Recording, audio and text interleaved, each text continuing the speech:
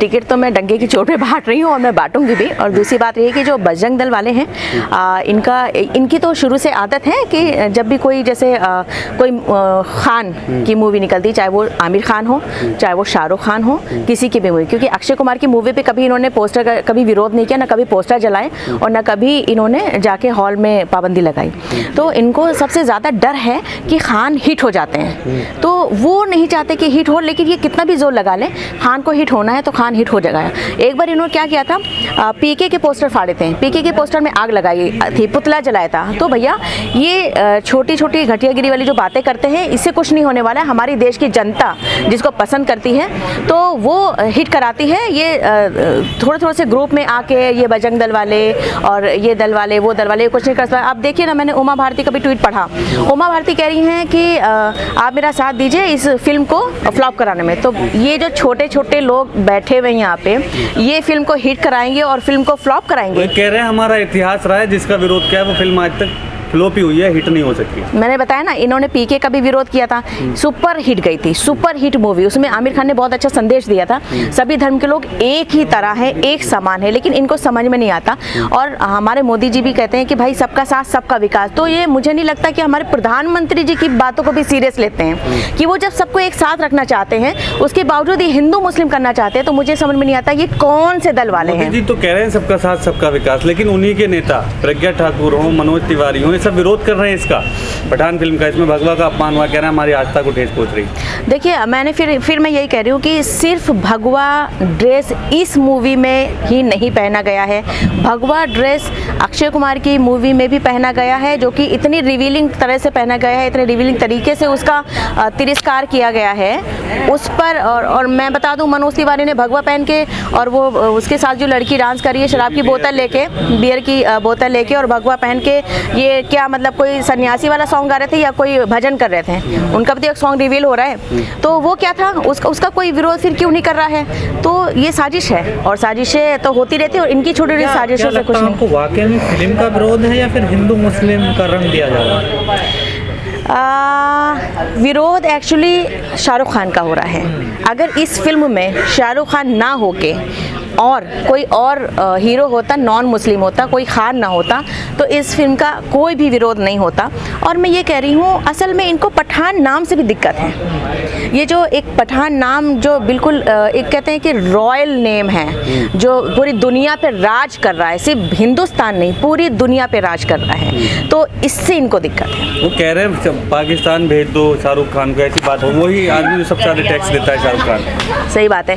Actually क्या होता है ना, जब इनके पास कोई मुद्दा नहीं होता है तो ये मुसलमान को पाकिस्तान भेजने की बात करते हैं, और इनको ये नहीं पता कि हमारे इंडिया गेट पे जाके देख ले, कई हज़ार से ज़्यादा, सबसे ज़्यादा मुस्लिम नेम है जिन्होंने हमारे भारत को आज़ाद कराने में जिनकी पूरी भूमिका रही है, वो मुस्लिम है सबसे ज़्यादा। अगर ना इनको यकीन हो, ना पता हो, तो ये जाके इंडिया गेट पर चले जाएं, सारे मुस्लिमों का नेम लिखा हुआ है। तो वो यहाँ से देशभक्ति का सबूत ये मांग रहे हैं। इनको देशभक्ति का सबूत देने की ज़रूरत नहीं है। ये देश हमारा है, ये देश हमारा है, ये ताजमहल हमारा है, ये इंडिया गेट हमारा है, ये लाल किला हमारा है, सब हमारा है। जिसके ऊपर खड़े होकर हमारे प्रधानमंत्री जी, माननीय प्रधानमंत्री जी ध्वजारोहण करते हैं, वो सब हमारा है। तो पाकिस्तान कौन जाएगा? हम जाएंगे। अरे इन भगवों को पाकिस्तान हम भेजेंगे?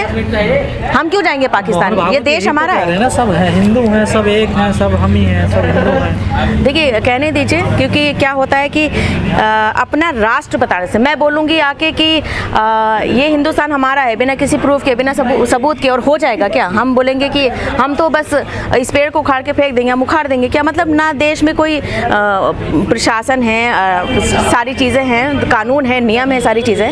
कहने से कुछ नहीं होता है, इनको कहने दीजिए। क्योंकि हमारी जो सभ्यता रही है, आज भी हाँ, लोहड़ी हम मनाते हैं, दिवाली हम मनाते हैं, और ईद भी हमारे हिंदू भाई मनाते हैं साथ में, और ईद भी मिलते हैं। तो इन कुछ लोगों की वजह से हम आपस में अपना भाईचारा नहीं खत्म कर सकते हैं। इन कुछ लोगों की वजह से नहीं, इन मुद्दों को बनाकर चुनाव भी तो जीते जा रहे हैं ना। देखिए जी, बिल्कुल सही बात है। बात यही है कि आप लव जिहाद की बात कर रहे हैं। लव जिहाद में जब कोई गरीब शादी करता है, जब कोई गरीब मुस्लिम लड़का हिंदू लड़की से शादी करता है, उसको पीट पीट के मार देते हो। और जब कोई अमीर या कोई सेलिब्रिटी शादी करता है, अपनी मर्जी आइडियोलॉजी से, तो आपकी हिम्मत भी नहीं होती कि मतलब आपकी हिम्मत भी नहीं होती कि उसको एक लफ्ज़ भी कह दो। तो आप मुझे बताएं ये किस तरीके के लव जिहाद की बात करते हो आप, ठीक है ना। और फिर और मैं कह रही हूँ मुस्लिम, मैं एक एग्जांपल ले रही हूँ, सुजैन खान मुस्लिम है, ऋतिक रोशन हिंदू है, उसने शादी करी है, तो हमने तो कभी नहीं कहा लव जिहाद। अरे प्यार मोहब्बत को आपस में लव जिहाद का नाम क्यों दे रहे हो भाई। और हिंदू मुस्लिम आपस में एक हो, चाहे वो शादी करें, मोहब्बत करें, भाई बहन हो या अपने देश प्रेमी हो, उससे क्या फ़र्क पड़ता है। सुरेश चौहान के अपना चैनल ही सही से चला ले, तब समझ में आता है कि जब भी कोई जाता है वहाँ पे एक कप चाय तो ये दे नहीं पाते, सिर्फ पानी पिलाते हैं गेस्ट को, तो इनकी औकात तो है नहीं एक चैनल चलाने के, और ये केस लड़ेंगे। और आज तक क्या किया सुरेश चौहान ने, अपने देश के किसी भी लोगों को कंबल भी उड़ाया जाके। सुरेश चौहान ने क्या किया, कश्मीरी पंडितों को लेके क्या किया, इन्होंने डिबेट दसियों लगा दिया होगा। आप ये बताइए किसी भी कश्मीरी पंडित की मदद करते हुए सुरेश चौहान के नज़र आए हैं क्या? किसी को भी नज़र नहीं आए। तो ये अपनी रोटियां सेकने के अलावा अपने देश के हित में कोई काम नहीं करना चाहते हैं। अगर किया हो तो आप मुझे बता दीजिए। लेकिन अगर लव जिहाद पे कानून बन भी जाए तो फिर दिक्कत क्या होगी इससे? देखिए दिक्कत तो कुछ भी नहीं होगी। ये होगा कि जो हिंदू और मुस्लिम से प्यार करता है या मुस्लिम हिंदू से प्यार करता है, फिर वो थोड़ा क्या आप धर्मेंद्र हेमा मालिनी को जानते हो? आप जानते हैं, हम उनका नाम जानते हैं। धर्मेंद्र है हिंदू नाम और हेमा मालिनी, धर्मेंद्र की 2 बीवियाँ हैं। मैं नाम लेके बात कर रही हूँ क्योंकि कुछ छुपा हुआ नहीं है। उन दोनों ने मुस्लिम नाम रख के निकाह किया, साथ में रहे, पहली बीवी को भी नहीं छोड़ा। तो आप बताइए मुस्लिम होने का सहारा ले रहे हैं अपनी मोहब्बत को निभाने के लिए, तो मुझे नहीं लगता कि कानून लागू होना चाहिए। अगर हो जाएगा तो फिर सारे मुसलमान बन जाएंगे। तो सांसद हैं नहीं भाई, जो गलत करेगा उस पर तो कार्रवाई होनी चाहिए ना। जो लोग धोखा दे रहे हैं, अगर कैसे, क्या धोखा? मतलब कोई छोड़ के चला जाए किसी को, ठीक है ना, या लड़की किसी को लड़के को छोड़ के चला जाए, कानून है। हाँ। हमारे देश में कानून है ना। अगर वो छोड़ के चला जाता है, तलाक दे रहा है या महीना भत्ता नहीं दे रहा, तो उसके लिए कानून है, वो अब वो कोर्ट में अपील कर सकती है। लेकिन कह रहे हैं हमें आपत्ति इस चीज़ से है कि ये लोग छुप छुपा के नाम बदल के, नाम छुपा के लव करते हैं हिंदू लड़कियों से, बहरूपिया बन के। इस चीज़ से उनको दिक्कत है। देखिए अगर किसी तरीके से नाम छुपा के कर रहे हैं तो देखिए सिंपल सी बात है, जो चीज़ गलत है वो चीज़ गलत है, वो चाहे हिंदू करे या मुसलमान करे। मैं ये कहती हूँ अपनी ओरिजिनल आईडी से, आइडेंटिटी से आपको अगर करना है तो खुलेआम कीजिए, उसमें कोई प्रॉब्लम नहीं। लेकिन नाम छुपाने वाली तो एक साजिश ही है, वो चाहे हिंदू करे। ऐसे बहुत सारे मसले हैं जो हमारे सामने भी आए कि हिंदू ने भी नाम छुपा के किया, फिर बाद में लड़की को मार डाला और अपने घर में खोद के गाड़ दिया मुस्लिम लड़की को, और उसकी एक बच्ची को उसको भी मार दिया, ठीक है ना, कोई प्रदीप नाम था, समथिंग लाइक। तो ये दोनों तरफ से घटनाएं हो रही हैं, तो मुझे लगता है जो गलत है उस पर कानून बनना चाहिए। आप एक सवाल बार बार कह रहे हैं कि जिसे फिल्म देखने जाएंगे 25 टिकट बांटे हैं, 24 टिकट की बात कह रही है, 24। तो क्या आप चाह रहे हैं कि इसको हिट कराना है? आप भी जिद पाना कर मेरे हिट कराने से तो मूवी हिट नहीं होगी। Movie hit already Shahrukh Khan से है।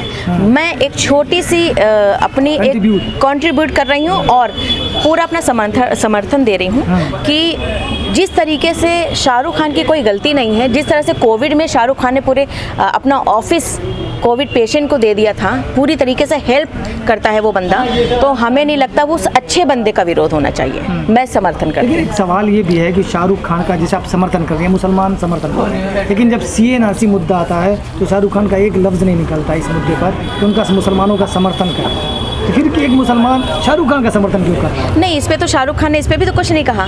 जब शाहरुख खान का विरोध हो रहा है, शाहरुख खान तो इस पे भी नहीं बोले, क्योंकि क्या होता है कि ये जो एक्टर्स हैं न्यूट्रल रहना चाहते हैं, इनकी एक बात पकड़ के और मुद्दा बना दिया जाता है। जैसे दीपिका पादुकोण आ गई थी CA/NRC के साथ, वहाँ पे JNU में खड़ी हो गई थी, तो किस तरह से दीपिका पादुकोण का मुद्दा बनाया, मुझे लग रहा है वही जलन, वही रिजिड वही जो जलन इनके अंदर, जो बरनौल का काम अभी तक नहीं किया है, वो दीपिका जो अभी मूवी में है, मुझे लग रहा है ये वही निकाल रहे हैं खुंदस कि ये JNU के साथ क्यों खड़ी हुई थी और ऐसा वैसा। जैसे मुसलमानों को देशभक्ति पर सवाल उठता है, इस फिल्म में देशभक्ति को लेकर ही बात हुई है। जी, शाहरुख खान ने ये बोला है कि एक देश का सच्चा हीरो वही होता है जो अपने देश के लिए कुछ करे।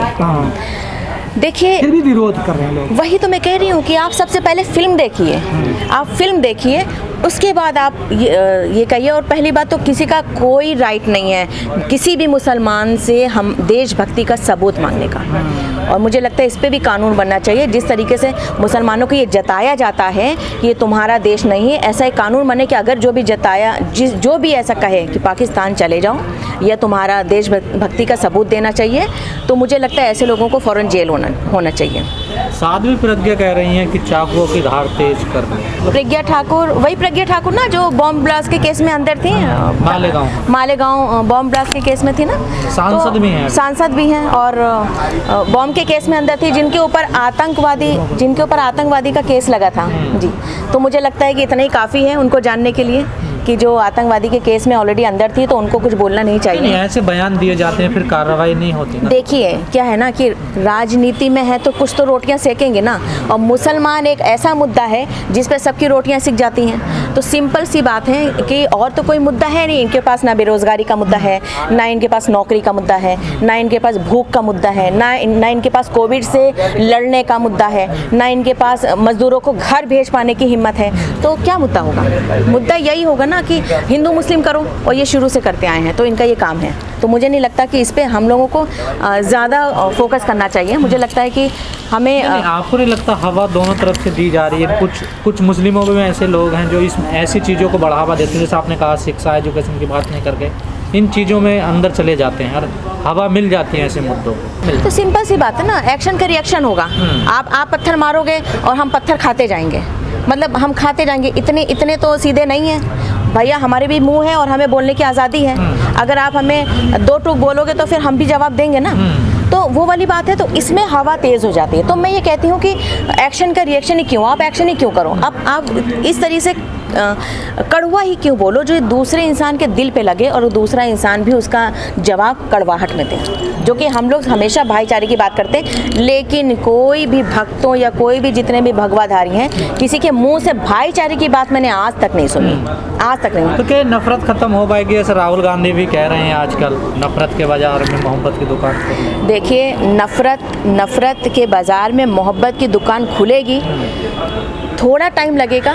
हमारे देश में पहले भी गांधी जी थे और फिर से गांधी जी आएंगे और ये बताने कि हमारा देश मोहब्बत से चलता था और मोहब्बत से ही चलेगा। यहाँ पे हमारे हिंदुस्तान में, हमारे भारत में नफ़रत की कोई जगह नहीं है।